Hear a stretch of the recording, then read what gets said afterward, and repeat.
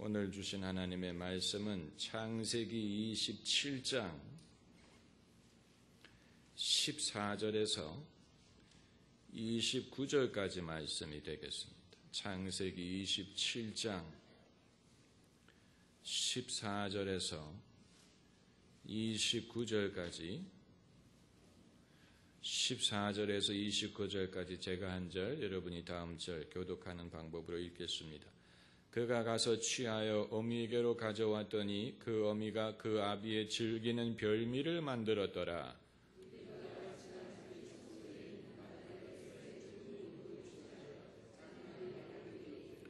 또 염소 새끼의 가죽으로 그 손과 목에 매끈매끈한 곳에 꾸미고 야곱이 아버지에게 나아가서 내 아버지 하고 부른데 가로되 내가 여기 있노라. 내 아들아 내가 누구냐?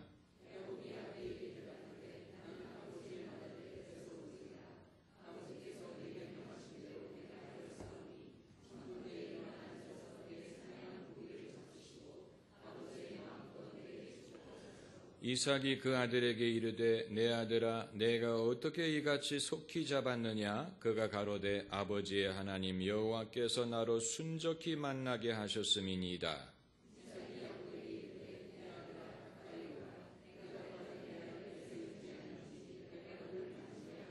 야곱이 그 아비 이삭에게 가까이 가니 이삭이 만지며 가로되 음성은 야곱의 음성이나 손은 에서의 손이로다 하며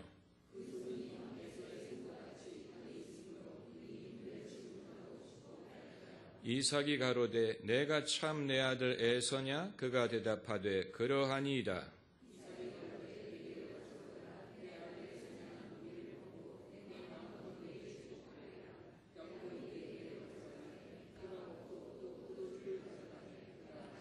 그 아비 이삭이 그에게 이르되 내 아들아 가까이 와서 내게 입맞추라.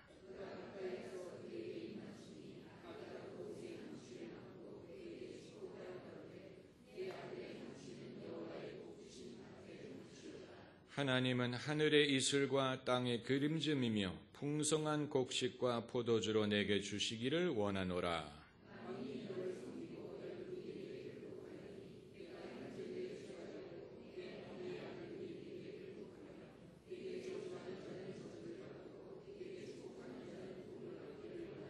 아멘. 이삭이 야곱에게 돈을 물려준 것도 아니고 주식을 물려준 것도 아니고 땅을 물려준 것도 아니고 몇 마디 말을 해준 것뿐인데 온 집안의 풍파가 일 정도로 민족의 운명을 좌우하는 중요한 사건이 되었습니다. 이것은 이삭의 말이 축복의 말이었기 때문에 그런 것입니다. 아마 유물론자들은 이것을 미신이라고 일축할 것입니다. 사람을 먹여 살리는 것은 들의 곡식과 땅의 소산과 물질과 돈이지 사람의 입에서 나오는 말, 사람의 정신적인 가치, 그것은 별로 도움이 되지 않는다. 이런 식으로 생각을 하겠지만 성경이 우리에게 말하는 것은 신앙의 사람에게 무엇보다도 중요한 것은 정신적인 자산이라는 것입니다. 정신적인 자산이 복을 받은 자와 그러지 못한 자, 또 하나님의 역사를 경험하는 자와 그렇지 못한 자, 구속사의 전면에 등장하는 자와 잊혀지고 사라지는 자를 결정하는 것입니다. 정신적인 자산은 하나님의 약속에서부터 비롯되고 하나님의 약속은 당신의 말씀을 통해서 우리에게 전달이 됩니다. 그렇기 때문에 이삭의 입에서 나온 이 축복의 말은 그냥 이삭이 만들어내는 말이 아니고 이삭의 인간적인 소원을 담은 말도 아니고 이 말 속에는 하나님이 주시는 약속과 하나님의 섭리와 하나님이 장차 이 가문을 통해서 이루고자 하시는 놀라운 계획이 담겨져 있는 열쇠와 같은 말씀인 것입니다. 축복의 언어, 사람의 입으로 선포하는 축복의 언어 속에 이와 같은 능력이 있었던 것입니다. 오늘 본문은 축복의 언어 중에 축복의 언어입니다. 왜냐하면 이삭이 야곱을 에서인 줄 알고 축복을 한 이 사건은 성경 어디를 봐도 이와 같은 유래를 찾아볼 수 없을 만큼 아주 중요한 사건. 이삭의 축복. 그렇기 때문에 이 축복의 언어는 축복의 언어 중에 축복의 언어라고 우리가 보는 것입니다. 이삭이 야곱인 줄 알고 축복한 것이 아니고 에서인 줄 알고 축복을 했습니다. 오늘 본문을 읽어보면 여러 번 물어보지 않습니까? 내가 정말 내 맏아들 에서냐? 그래서 말로만 미심쩍기 때문에 만져보고 여러 가지 방법으로 확인을 하고 그리고 축복을 했는데, 그러니까 이삭이 속은 것입니다. 속은 상태에서 축복을 했는데 그럼에도 이 축복이 유효했습니다. 야곱이 저주를 받은 게 아니고 정말로 축복을 받았습니다. 어떻게 속아서 한 축복이 유효할 수 있다는 얘기냐? 그건 우리가 염려할 필요 없습니다. 왜냐하면 이것은 전무후무한 사건이고 이례적인 사건이기 때문에 성경에 되풀이되는 원리가 아닙니다. 하나님이 야곱을 사랑하셔서 이렇게라도 해서 야곱이 복을 받게 하신 것입니다. 그러므로 우리는 속아서 한 축복이 왜 유효하냐 그걸 알려고 하지 말고 나는 어떻게 야곱처럼 하나님이 나를 사랑하셔서 내게 복을 주실 수 있는 사람이 될 수 있느냐를 생각하면 됩니다. 우리가 축복의 언어를 공부하고 있는데 사실 축복이란 말이 우리 귀에 익숙해서 그렇지 축복은 생각하면 생각할수록 신기한 면이 있습니다. 축복은 생각할수록 신기한 면이 있습니다. 첫째로 축복의 언어는 예언적인 면이 있습니다. 예언이란 말은 앞날을 말한다 하는 뜻인데 모든 축복은 예언의 요소를 가지고 있습니다.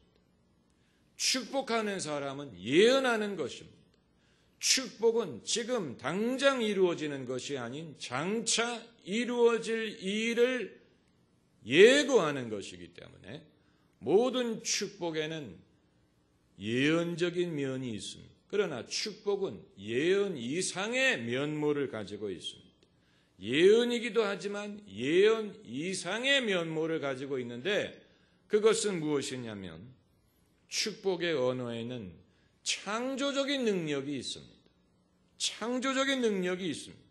창세기 1장에 하나님이 빛이 있으라 말씀하셨더니 빛이 있었던 것처럼 축복의 언어를 사람이 말하는 순간에 실제로 축복이 임하게 하는 능력이 따라온다는 것입니다. 없는 것을 있는 것처럼 부르는 면이 있습니다. 그렇기 때문에 축복의 언어는 권세가 있습니다. 그런데 여기에는 한 가지 이 조건이 있습니다. 그것은 무엇이냐면 창조적인 명령은 그 하는 말 그대로 되지만 축복의 언어는 그것을 받은 사람의 믿음과 순종에 좌우된다 하는 것입니다. 이 창조적인 언어는 예컨대 예수님이 바다를 꾸짖었을 때 즉시 바다가 순종했죠. 즉시 바다가 잠잠해졌습니다. 예수님이 병자에게 일어나라 명하셨을 때 즉시 병자가 일어났습니다. 창조적인 명령에는 즉시 따라오는 이 결과가 있지만 축복은 지금 당장 어떤 변화가 일어나는 것이 아니고 그 축복을 받은 사람의 믿음과 그 사람의 순종의 삶을 통하여 장차 그의 삶 속에 이루어지는 것입니다. 그렇기 때문에 축복을 받은 사람이 장차 어떻게 사느냐에 따라서 그 축복을 더 많이 누릴 수도 있고 적게 누릴 수도 있습니다. 이것이 굉장히 중요한 것입니다. 그렇기 때문에 축복을 받는 것이 축복을 받지 않는 것보다도 더 부담스럽습니다. 축복을 받은 사람은 그의 삶에 이전에 없었던 의무가 따라옵니다. 차라리 축복을 받지 않는 사람은 편안하게 살 수 있습니다. 축복을 받은 다음부터 그의 삶의 도전과 시련과 이전에 알지 못했던 그의 삶의 틀을 찢어버리는, 그의 틀을 넘어가는 그런 도전적인 변화가 일어나는 것입니다. 예를 들어서 예수님이 제자들에게, 승천하시기 전에 제자들에게 너희가 땅 끝까지 이르러 내 증인이 되리라고 예언을 하셨지요. 이것은 예언이고 동시에 사명이고 동시에 축복입니다. 그런데 제자들이 이 축복의 말씀을 받은 이후에 그들은 이제 땅 끝을 향해서 나아가는 귀중한 어려운 사명을 받게 된 것입니다. 차라리 이 말씀을 받지 않았으면 고향 땅에 머물러서 편안하게 살 수 있어요. 그러나 주님이 이 축복의 말씀을 하신 다음에는 이들은 고향을 떠나고 자기가 익숙한 환경을 떠나고 알지 못하는 백성에게 나아가야 되고 많은 위험을 무릅쓰고 많은 고생을 하고 그러나 하나님의 말씀이 땅끝까지 증거되는 영광스러운 일에 동참할 수 있는 특권을 얻게 되는 것입니다. 그러니까 차라리 축복을 받지 않는 것이 더 편안할 수 있습니다. 편안한 삶을 원하는 사람은 축복을 사모하지 않아도 됩니다. 축복을 받은 사람은 자기가 지금까지 익숙한 삶이 아닌 새로운 환경, 새로운 여건, 또 이전에 알지 못했던 시련, 어려움, 핍박 이런 것을 극복하고 자신의 그릇을 깨뜨리고 더 큰 그릇으로 발전해야 되는 그런 고충을 감당할 수밖에 없다는 얘기입니다. 이 미션 임파서블에 항상 영화 초기에 어떤 장면이 있습니까? 비밀 지령을 받는 장면이 나오죠. 이 미션 임파서블의 특징은 5초 후에 자동 삭제된다는 것입니다. 늘 지령을 받으면 무슨 카메라를 들여다보든 무슨 하면 should you accept this mission? 당신이 이 지령을 수령한다면 이란 조건이 있습니다. 당신이 이 지령을 수령한다면 그 다음에 나오는 말은 정부가 당신을 책임지지 않는다. 당신이 만약에 체포가 된다든가 그럴 경우에 정부는 당신을 모른다고 부인할 것이다. 그 말은 이제 당신은 많은 위험을 경험하게 될 것이라는 말입니다. 그러나 이 지령을 수락했기 때문에 세계 평화를 지키는 영광을 누릴 수도 있는 것이죠. 그러면서 이 3초 후에 자동 삭제됩니다 하면서 그게 불로 타지 않습니까? 영화를 봤어야 알지. 이 문화적으로 이 빈곤한 세대는 뭘 알지를 못해요. 그 사람이 알아야지 면장이라도 해먹지요. 아무튼 그러기 때문에 이제 우리가 생각할 것은 성경에는 하나님의 복을 받은 수많은 사람들이 등장을 하는데 그 사람들이 과연 하나님의 복을 얼마만큼 누렸느냐 하는 것입니다. 그러니까 복을 약속받은 것과 그것을 다 누리는 것은 다른 것입니다. 성경에 등장하는 인물 중에 의외로 상당수의 사람들이 하나님이 예비하신 축복의 100%를 다 누리지 못했습니다. 예수 그리스도를 제외하고는 그 이외의 인물들은 하나님이 예비하신 것이 100이라고 하면 그 100을 다 누린 사람은 아무도 없습니다. 사울 같은 사람은 하나님의 축복을 누리다가 빼앗겼습니다. 하나님이 그의 나라를 빼앗았습니다. 그래서 다윗에게 주었습니다. 그러니까 사울 왕은 처음에는 하나님의 복을 받았는데 도중에 빼앗긴 경우, 삼손 같은 사람도 하나님의 축복을 누리다가 도중에 빼앗긴 전형적인 예, 머리카락이 잘리면서 하나님이 그에게 주신 힘을 잃어버렸습니다. 모세 같은 사람도 하나님이 주신 축복을 다 누릴 듯 하다가 마지막 순간에 영광을 거부당했습니다. 가나안 땅에 들어가지 못했습니다. 솔로몬 같은 사람은 자기가 살아있는 동안에는 하나님의 복을 누렸지만 다음 세대부터는 그 축복이 끊겼습니다. 그래서 그 아들 세대에 나라가 갈라지고 그 아들 르호보암은 작은 나라의 임금으로 강등당했습니다.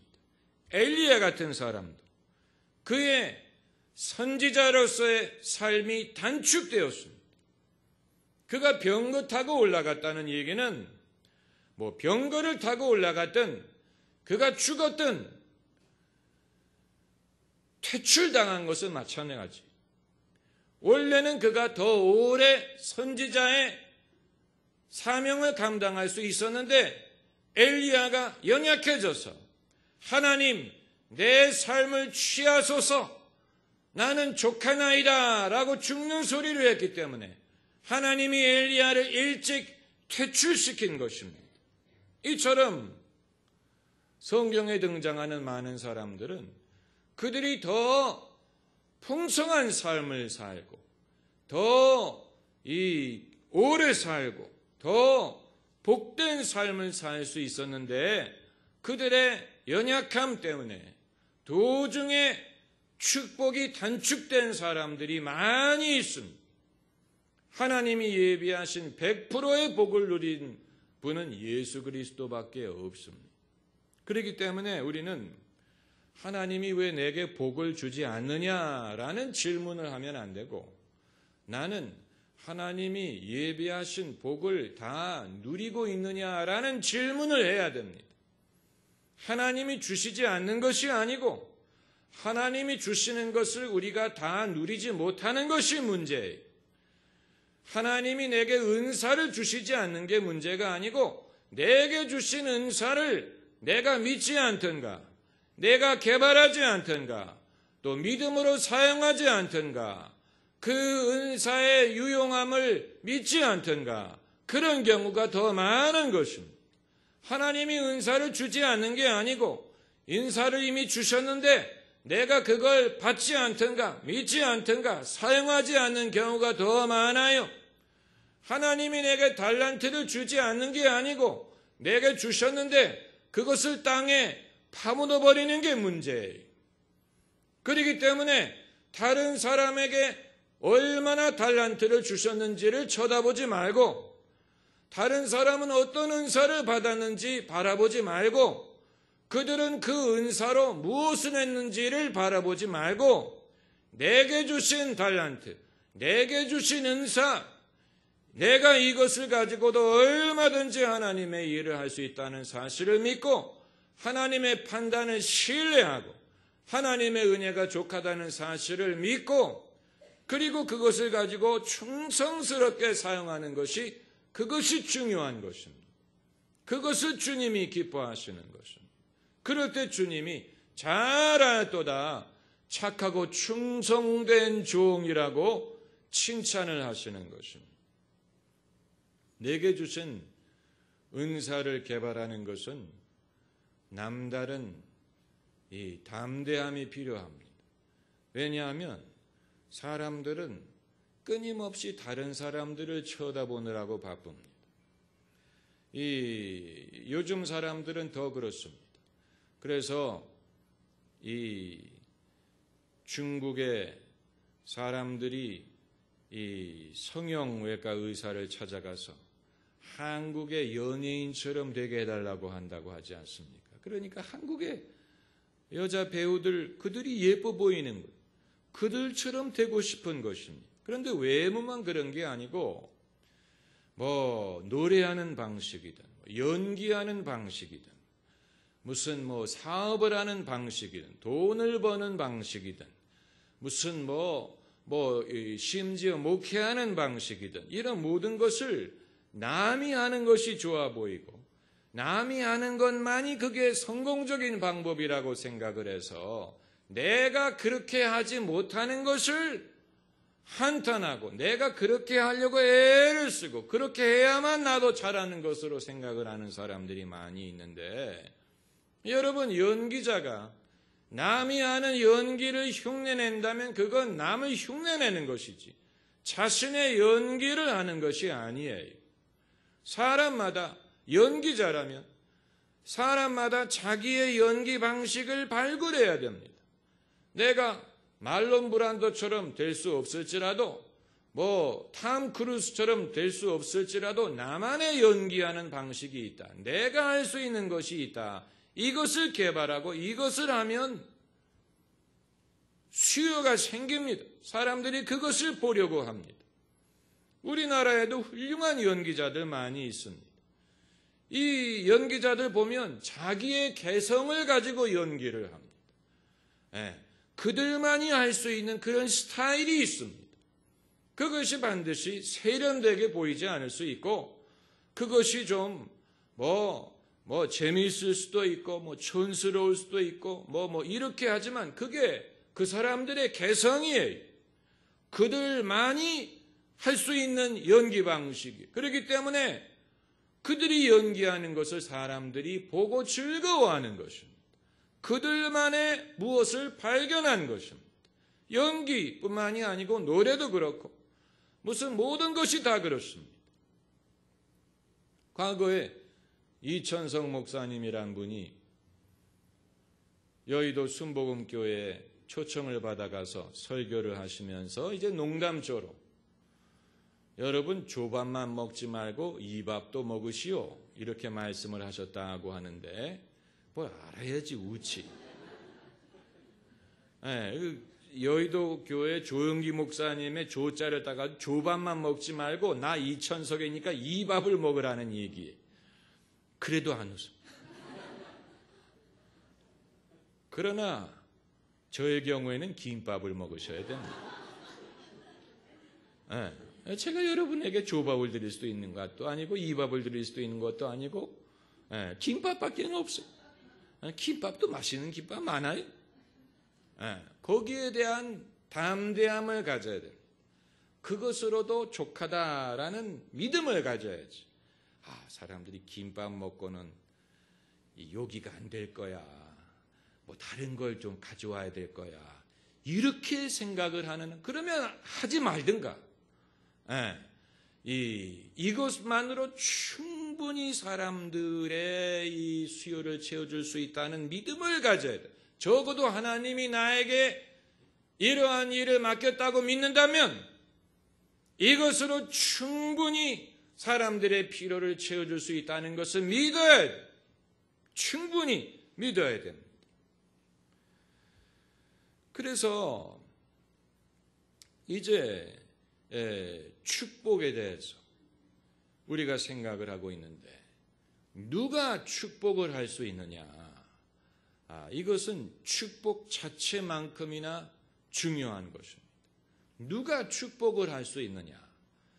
리브가는 야곱이 축복받기를 원했지만 자기가 야곱을 축복할 수 없었습니다. 자기 남편만이 축복할 수 있었습니다. 그렇기 때문에 남편을 속인 것입니다. 이것이 우리에게 보여주는 것은 축복을 할 수 있는 권한을 가진 사람이 있다는 사실. 성경에서 이 몇 가지 패턴을 찾아보면 축복을 할 수 있는 사람은 첫째로 가족 혈연 중에 어른 남자예요. 여러분 중에 그건 남성 위주의 사고방식이 아니냐 할 수 없어요. 성경이 우리에게 말하는 것은 축복을 할 수 있는 권한을 가진 사람은 가족 혈연 중에 남자 어른이. 리브가가 시집 올 때 누가 그를 축복했는지 아십니까? 오라버니 라반이 축복했어요. 라반이 그 친정 아버지가 계셨지만 그 집에 지도자 역할을 했던 사람은 라반이. 그래서 라반이 리브가에게 너는 천만인의 어미가 될지어다 라고 축복을 해서 보냈습니다. 그리고 야곱이 죽기 전에 자기 12아들을 축복했죠. 이런 구약 성경은 아주 가족 중심적이고 혈연 중심적이고 어른 남자의 역할을 강조하고 있습니다. 그리고 두 번째로 축복을 할 수 있는 사람은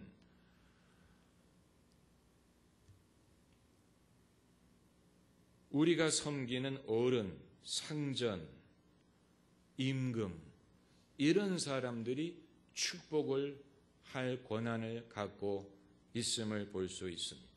그래서 사울 왕이 다윗을 시기하고 질투해서 죽이려고 쫓아다니다가 다윗이 자기를 죽일 기회가 2번이나 있었음에도 죽이지 않았음을 알고 사울이 어떻게 하는지 아십니까?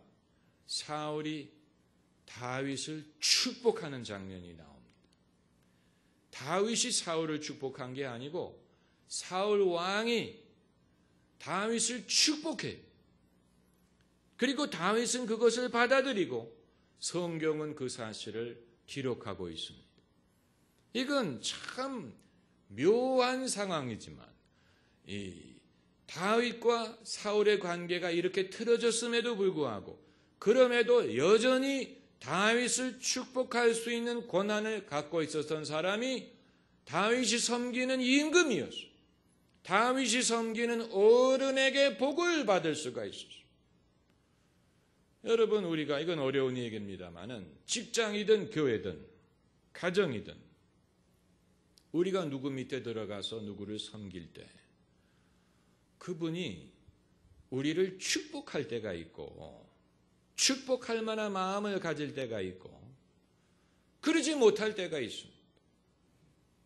이건 우리가 믿음이 얼마나 좋으냐, 무슨 기도를 얼마나 잘하느냐, 이거를 따지기 이전에 순리적인 세상의 질서를 생각을 하더라도 내가 수년 동안 어디에 가서 열심히 일을 하고 내가 수년 동안 직장 생활을 하고 수년 동안 교회를 다니고 수년 동안 어디에 몸을 담았다면 내가 섬겼던 그분이 내가 떠날 때 나를 축복할 마음이 있다면 그것은 많은 것을 의미하는 것이죠. 반대로 내가 어디를 갔든지 사람들이 나를 보낼 때 떨떠름한 마음으로 보낸다. 언짢은 마음으로 보낸다. 그건 그 자체가 우리에게 시사하는 것이 있습니다. 어렵게 복잡하게 생각할 필요 없습니다. 내가 오랫동안 몸을 담았던 곳이 있다면 설사 사울 왕과 같은 괴팍하고 악한 마음을 가진 사람의 밑에서 내가 일을 했더라도 그래서 그 사람이 나를 괴롭히고 시기하고 오해하고 그렇게 했을지라도 그럼에도 불구하고 그런 사람의 입에서도 축복을 받는 사람이 세상에는 있다는 사실을 우리가 기억해야 됩니다. 어디를 들어갈 때 사람들이 환영해 주는 것보다는 나올 때 어떻게 나오느냐가 중요합니다. 나올 때 잘 나오느냐, 축복을 받으면서 나오느냐, 아니면 다투면서 나오느냐. 이걸 여러분, 이건 내 잘못이 아니고 저 사람 때문에 그렇다라고 말하지 마세요. 다윗처럼 사울 왕의 피해자가 된 사람이 없지만, 그러나 다윗의 경우에는 사울 왕이 자기를 죽이려고 쫓아오다가 뉘우치고 축복을 했어요. 진정으로 복을 받은 사람의 모습을 여기서 엿볼 수가 있습니다. 떠날 때 잘 떠날 수 있는 것이 굉장히 중요합니다. 이걸 제가 여러분 더 이상 강조할 수 없습니다. 만약에 여러분이 이해를 못하시면 못하십니다. 떠날 때 잘 떠날 수 있는 것이 굉장히 중요하다는 사실. 지금까지 나를 보아온 사람이 나를 축복할 것이냐, 아니면 축복할 수 없는 것이냐, 이걸 여러분이 꼭 생각하셔야 돼요. 왜냐하면 땅에서 무엇이든지 매면 하늘에서도 매이고, 땅에서 무엇이든지 풀면 하늘에서도 풀리리라고 했어요. 하늘에서 풀면 땅에서 풀리는 게 아니고, 땅에서 풀면 하늘에서도 풀린다고 말씀하셨어요. 그렇기 때문에 하늘에서 먼저 풀려고 하지 말고 땅에서 풀어야 돼. 땅에서 풀어야 돼. 그러면 하늘에서도 풀리는 것입니다. 그리고 이제 세 번째로 축복을 할 수 있는 사람은 영적인 목자, 선지자든 제사장이든 이런 사람들이 이 축복을 하지요. 우리도 예배 끝날 때 축도로 끝나는 게 그게 다 의미가 있는 것입니다. 축도라는 말은 benediction, blessing이라는 말, 축복으로 끝나는 것입니다. 그런데 이제 이것은 일반적인 축복이고, 이 하나님의 지시에 의한 특별한 축복을 할 때가 있습니다. 사무엘 선지자가 이새의 아들들을 찾아와서 그 중에서 하나님이 기름 부으실 사람을 택할 때, 이것은 이 사무엘의 그 자기 생각에 의한 것이 아니고 하나님의 지시에 의한 것이었죠. 그래서 이새의 아들을 큰 아들부터 한 사람씩 다 지나가지 않습니까? 첫 아들도 아니고 둘째 아들도 아니고 일곱째까지 갔는데도 없었어요. 그래서 이새가 이게 답니까? 그랬더니 사무엘이 이게 답니까? 그랬더니 이새가 말째가 있는데 들에서 양을 치나이다. 사무엘이 사람의 생각을 쫓아서 축복했더라면 첫 아들을 축복했을 것인데, 하나님의 지시를 쫓으니까 7명을 다 지나가는데 그 중에 없었어요. 이상하다. 여기에서 사무엘이 진짜 선지자라는 것을 알 수가 있는 것입니다.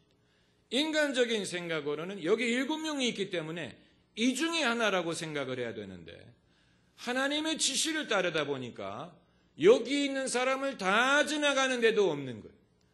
그래서 이게 답니까? 라고 물어봤다는 것은 사무엘이 진짜 선지자라는 것을 보여주는 것입니다. 사람의 눈치를 보지 않고, 사람이 보기에 이 말끔하게 끝내려고 하지 않고 정말로 하나님의 지시를 따르니까 여기에 있는 사람 중에 없는 거예요.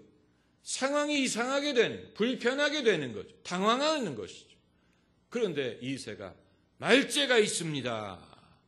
그제서야 사무엘이 안도의 한숨을 쉬는 것입니다. 내가 틀린 게 아니었구나.